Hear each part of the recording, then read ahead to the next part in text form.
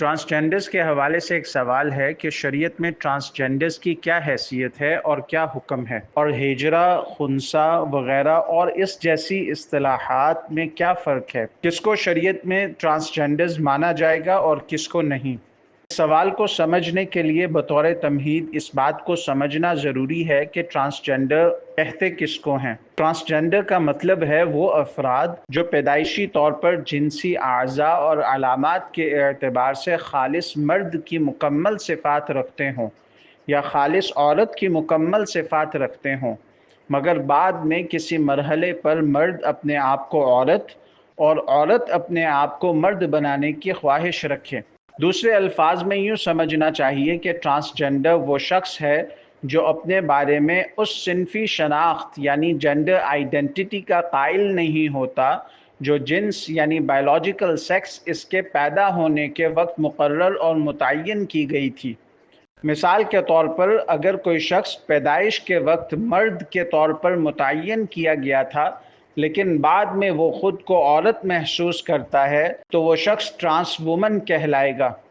इसी तरह अगर कोई शख्स पैदाइश के वक्त औरत के तौर पर मुतय्यन किया गया था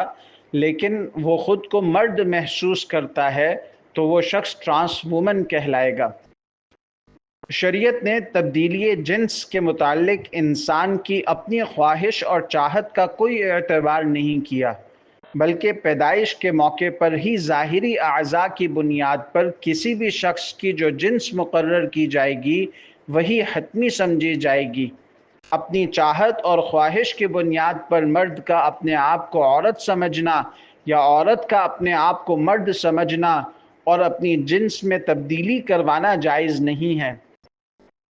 बाकी उर्दू ज़ुबान में खुन्सा या हिजरा जिस सिन्फ को बोला जाता है उसके लिए अरबी ज़ुबान में खुन्सा या मुखन्नस का लफ्ज़ इस्तेमाल होता है, और खुन्सा वो फ़र्द होता है जिसमें मुज़क्कर और मुअन्नस दोनों जिन्स की अलामात पाई जाएं। फिर इसके मुज़क्कर और मुअन्नस होने के एतबार से क्या हुक्म है, इस हवाले से फ़ुक़हाए किराम ने लिखा है कि ऐसा बच्चा जिसमें पैदाइशी तौर पर मर्द व ज़न के अज़ाए मख़सूसा मौजूद हों उसकी जिन्स के तयीन का तरीक़ा फ़ुक़हाए किराम ने ये बयान किया कि अगर वो पेशाब मर्दाना उज़्व से करता हो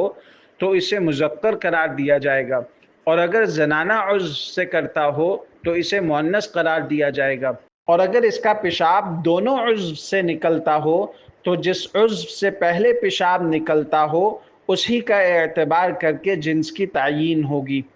और अगर दोनों उज़्व से पेशाब एक ही साथ निकलता हो तो इस सूरत में जिस उज़्व से ज़्यादा पेशाब निकलता हो उसी का एतबार करके जिन्स की तयीन की जाएगी।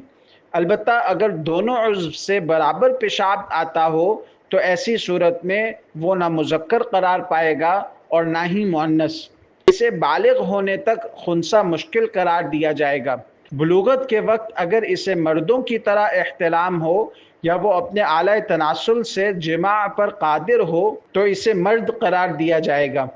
इसी तरह अगर वो जिमा पर कादिर ना हो लेकिन इसकी दाढ़ी निकल आए या इसका सीना मर्दों की तरह उभार के बग़ैर हो तो इन तमाम सूरतों में वो मर्द के हुक्म में होगा।